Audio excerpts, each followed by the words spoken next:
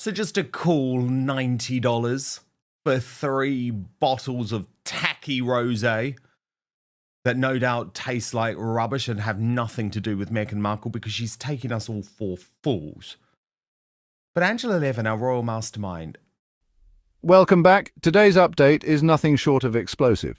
Royal biographer Angela Levin has just dropped a massive bombshell alleging that Meghan Markle is behind cunning and despicable plots aimed at undermining Princess Catherine's position within the monarchy. I still cannot get over the fact that the fake Duchess thought it was appropriate to launch her Napa Valley Rosé on the day of Princess Diana's birthday. Remember, Princess Diana killed by a drunk driver, Angela, and then this mad woman, Meghan, decided to brief that this was some type of loving tribute to her late mother-in-law. I mean, this is astonishing, right? What do you make of this launch? Well, I'm absolutely appalled. I think the one thing is that comes to my head straight away is that she's got a wonderful way of getting people to try to buy her wine if they don't realise that to do this about a drunk driver is horrendous. But that if she mentions it about Diana, then people who still love Diana can say, oh, what a lovely idea, let's drink a toast to her. Meanwhile, it's a wonderful advertising moment for Meghan to get a lot of money and people buying her rubbish, and it's me again. I think it is just horrendous. It was out thinking, it's not putting Diana first, and not doing that on her birthday. It's absolutely appalling to do that. You can do it for her maybe a week or 2 weeks later, but not actually if she's being killed because of somebody was drunk and knocked her in Paris, you know. I mean, it's got no common sense. So our late Queen, going back to that just for a moment, you know, saying she's quite intelligent and she's quite this, she's got no common sense. Zero common sense. She doesn't know how to behave, nothing to do with royal, but I mean, anyone who you would know that you would actually add to what you were doing and make you earn a lot of money if you mention their name. I mean, it's just not on, isn't it? Totally. And this is the actual bad manners vineyard that it comes from anyway, Angela. And they do a whole load of celebrities, like they do Barry Manilow's wine, for example, and Meghan's having to say, oh no, but she chose the blend. I mean, as ever has released the sort of call to action, Angela, and they have revealed, we're thrilled to announce our debut rosé is now available. Thoughtfully curated by Meghan the Duchess of Sussex, this gorgeous rosé offers a roundness and depth of flavour complemented by a gentle minerality. We hope this wine invites you to celebrate warm summer moments with the ones you love. But of course, Prince Harry can't celebrate with the one that he loves, Diana the Princess of Wales, as you point out. And she knew what she was doing because her people briefed it to Hello Magazine. This was not some coincidence. And that's what I find so despicable and low about it. Yeah, well, she looks around, doesn't she, to try and spoil something and to make it for her. Whether it's Catherine, whether it's the Queen, whether it's, you know, the King, anything, that as long as she can be the one in the middle. But also I found what they add, whether it's food or whether it's this now, wine, it's all done because Meghan has got such wonderful ideas and she's done it beautifully. And that's for both food and for wine, that she's got special skills to know really what to take. I bet you she hasn't touched it. She's got all these people, and I don't think that she does a word of it. It's all actual nonsense, trying to make herself look better, far better than she is. You know, she loves this wine, so she wants to give it to everyone to help them. Wasn't she going to San Francisco with it as well? to actually show her support after the winery. And she thought that was being a very, very nice gesture. Aha, nonsense. That is another way of getting people to say, oh, how nice of Meghan. But it's not how nice of Meghan. It's Meghan gathering money. And I'm sure that people who are living within $15 million actually of damage, that they actually want Meghan, who was a pain in the neck last time she went up because she wanted all the photographers and all that going around. She was important, even walking over where people had probably died. Now, this is the same. She thinks she is so important that she'll go to San Francisco and she will give them a glass of wine, or maybe she will charge them, which is much more likely, and they will say, oh, how kind, how happy, and then that'll go round that she's a lovely woman. It is cunning, it is nasty, it is, not common sense again. You don't want to go to them and give them a bottle of wine. They need thousands, millions to get things sorted for themselves. I mean, dreadful still. Could these secretive maneuvers change the course of royal history? Let's uncover the details. Angela Levin is one of the most respected voices when it comes to royal affairs. With decades of insider research and first-hand accounts, she knows the institution inside out. But Angela, she's such a rip-off merchant now too. I mean, they're calling her Meghan Markle, right? And Royal News Network has posted on this. Yikes! Talk about Meghan Markle. Meghan Markle is forcing anyone who wants her wine to buy 3 bottles at least, totaling $90 plus $20 in shipping. As ever a rip-off, as ever greedy. Is she expecting restaurants to sell this or something? Who is going to buy 12 bottles of a wine they've never tasted? That's insane. It could be absolute crap. That's it. If you want it, you want to taste a little bit, you go in a shop, you ask, you get a taster. But she's not letting you have a taste, because if it's Meghan, it's superb. And if you've got 3, she could care less what you did with it, if you threw it away, if you didn't. But actually, she's cheeky is not a word, because that's something nice about someone who's cheeky. She's just sort of a very nasty, cunning person, which I much prefer to say.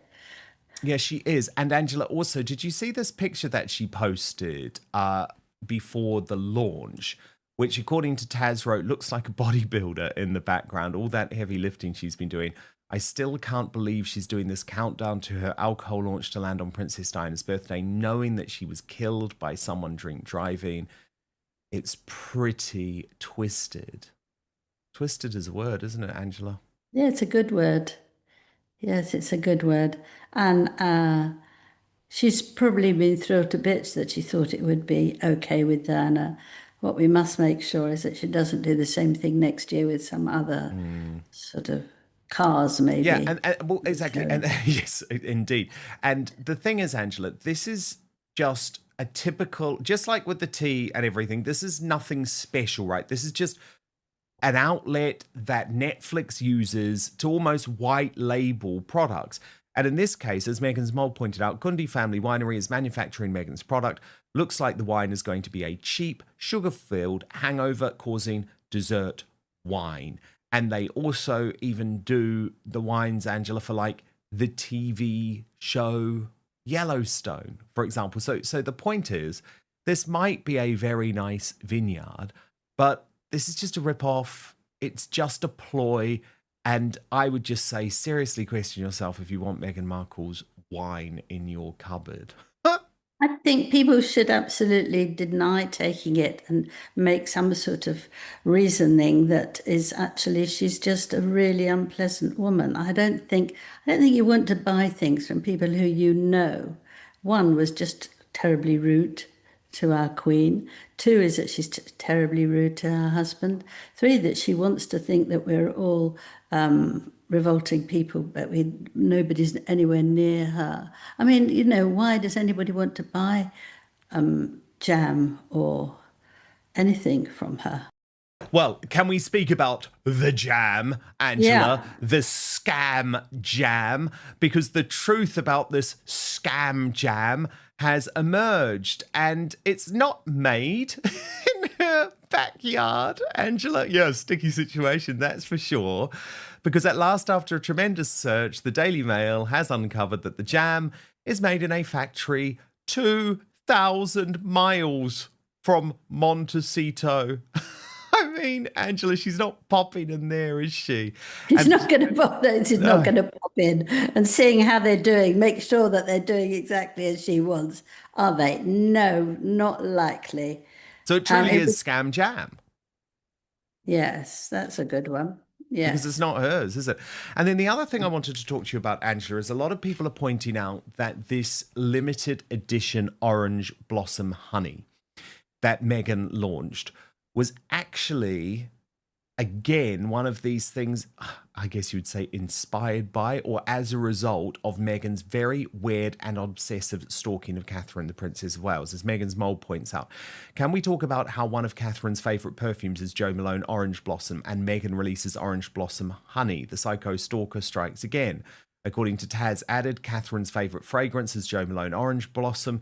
She had the same scented candles at her wedding, and Meghan's latest offerings include Orange Blossom Honey. Someone needs a serious mental health check for stalking behaviour. And I checked out the headline, Angela, just to prove it. Look, there it was from InStyle. What perfume does Kate Middleton wear? And it is Jo Malone London Orange Blossom Cologne. So you have to admit, Angela, you could say one of these things is a coincidence, maybe even two or three, but Meghan just feels like she's obsessed with everything Catherine does.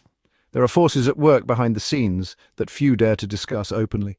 Meghan's actions aren't random, they're part of a deliberate strategy to diminish the influence of traditional royals like Catherine. Levin accuses Meghan of employing every trick in the book, from media manipulation to calculated personal attacks, to weaken the unity of the royal family. I've just moved my view on that. I mean, first, for a long time, I've thought that Yes. she's so jealous about her, Yes. that she so thinks that she's much better than she is, which is, of course, right. So she wants to copy her and take some of what she's like onto herself. So whether it's perfume or whether it's food or whatever it is, clothes, she's there. Now I think she's doing it because it's gone on so long and it's so spiteful. I think it's that she wants to drive Princess mad. She wants to make her so angry that every time she's coming out with something, she's coming out with something as well. And it can make you feel very strange, as if someone's following you and watching you.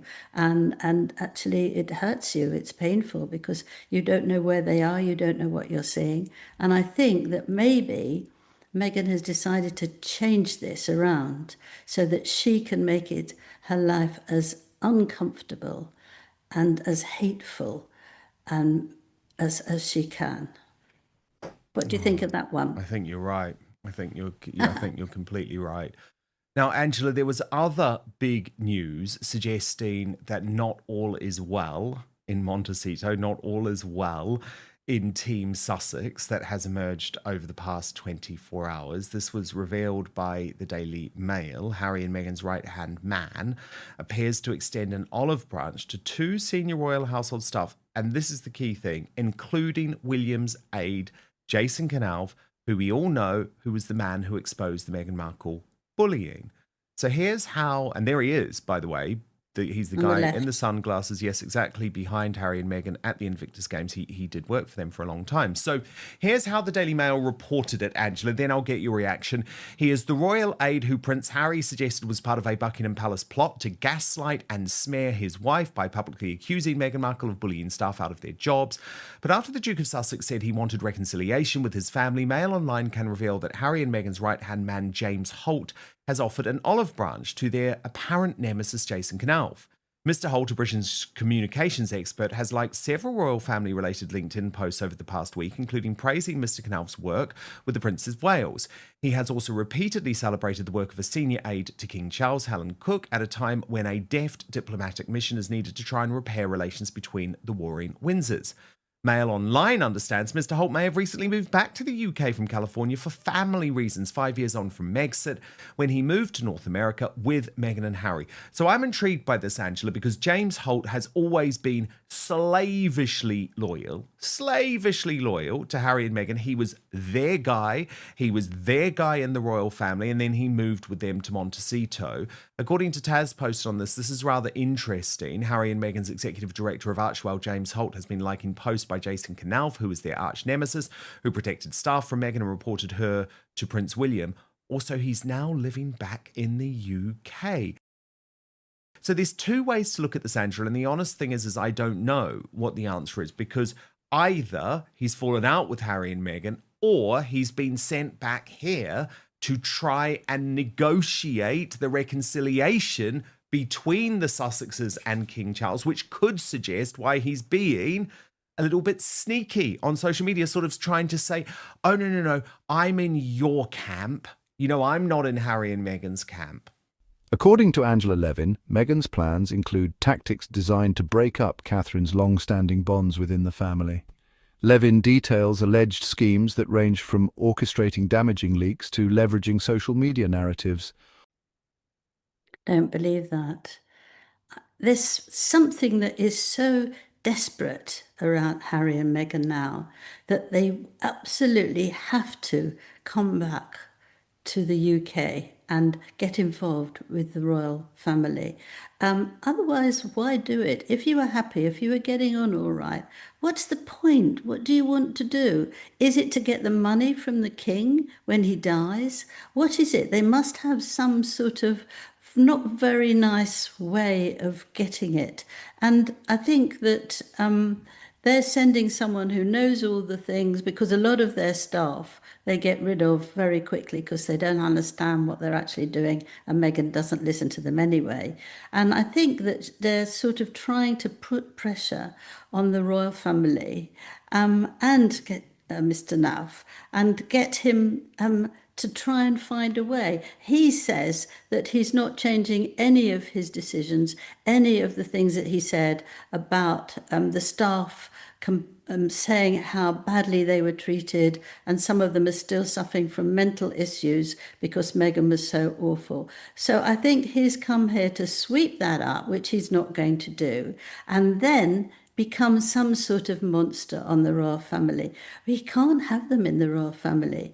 I mean, because Harry's not going to be listen to what he's told. He's not. If you ask him, please, Harry, can you look after this? He's going to do it my way, and he won't listen. So that's no good. Meghan is just coming to take stuff that she can then sell, because she knows, she's right, the Queen knew that, that she has to get some more money because she can't live until she finds a very, very rich man, and will live, you know, as a queen again. Not a real queen, but a queen that everybody looks up to. And I think that he's just probably been paying a vast amount, James Holt, and he's going to make a try.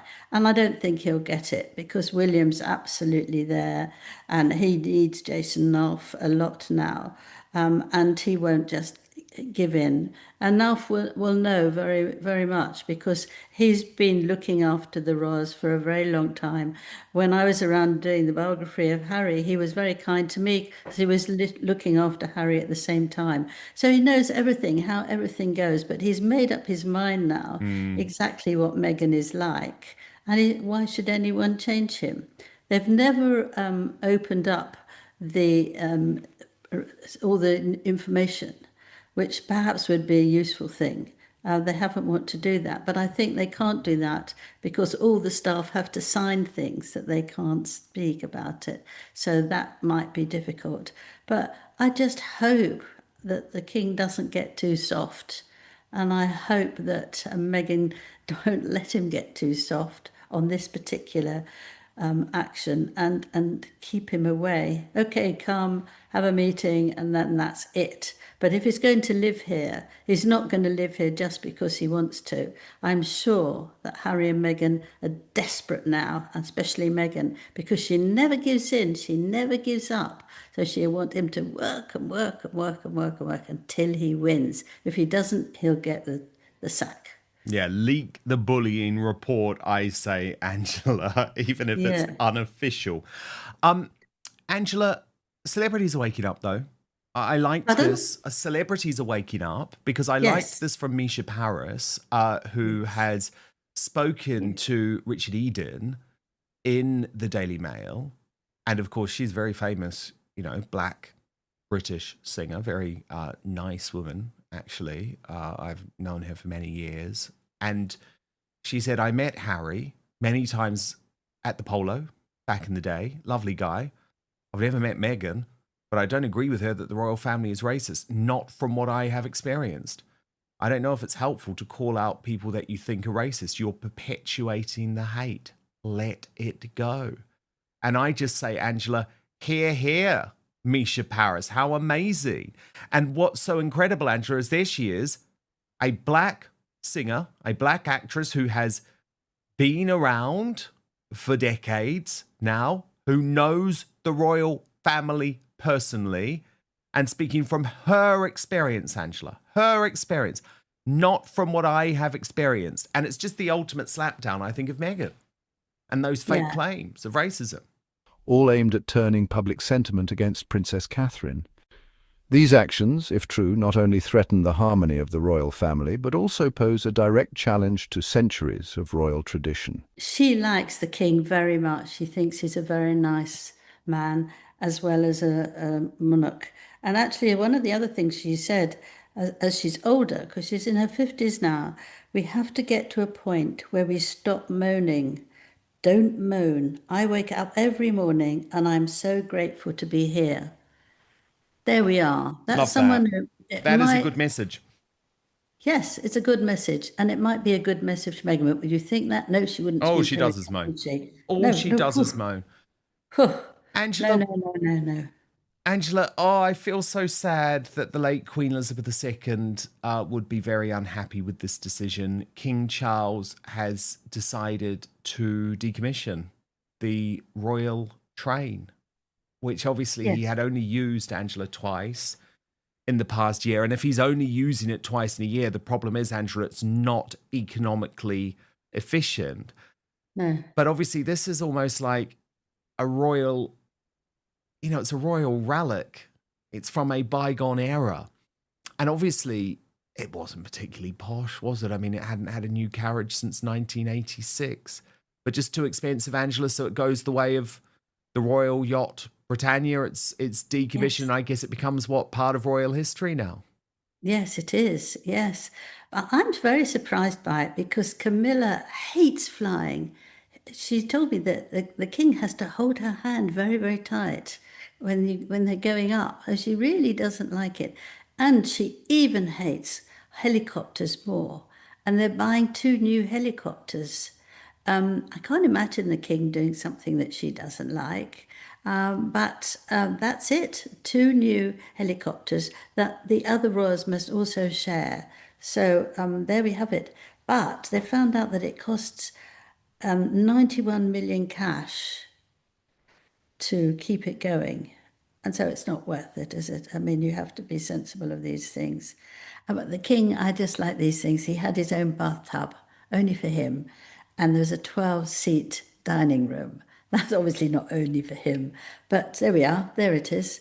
And it was rather nice, actually. I thought that it was And it was Meghan was taken on the train. yes, she Angela, slept on it. She slept on sure, it. she Yes. hated it and probably moaned about it, not up to her Hollywood standards. Because it wasn't, I mean, it was lovely, but it sort of wasn't posh, was it, Angela? Uh, Angela, look. No, the Queen liked that. The Queen liked Oh, that. and I know the You know, Queen did, but if I'm you talking look about at Meghan. her heating, you'd see these ever so old heaters going back to 1950 something, and she was very happy with them. She liked to click them on, and they'd come on, and that would be it. Though she wasn't a woman who was interested. And when her mother, just go back to that, when she was a big girl, 13, 14, and her mother said, look, you can have a bigger bedroom and I would love you to choose how you want to decorate it. It's all your idea now. And she said, I don't care at all. I'm not interested. Please do it for me. But So she's Angela, not. Angela, I have to ask you about the controversy regarding the royal train and Camilla and Charles, because of course it was rumored, Angela. Actually, at one point, it even was given the nickname the Royal Love Train because Diana had accused Charles of smuggling smuggling Camilla into the carriage over. Was that like an urban legend, or was it true, Angela? Did it really happen? No, I never heard that that was true. They used to go and stay at friends, and then friends afterwards who weren't pleased that they were getting engaged and getting married. They just provided them a room for peace and quiet. Let's put it that way. But I've never Maybe heard not that much peace and they were quiet. in the train. They might have to get off at the wrong station. In the world of royalty, every secret has a price, and every plot, no matter how cunning, eventually comes to light. Angela Levin's explosive claims against Meghan Markle have set the stage for what could be a transformative moment for the monarchy. Is this the beginning of the end for the unity that has defined the royal family for generations? Give this video a like if you think the truth must prevail. Share your opinions in the comments below, and as always, subscribe for more hard-hitting royal insights.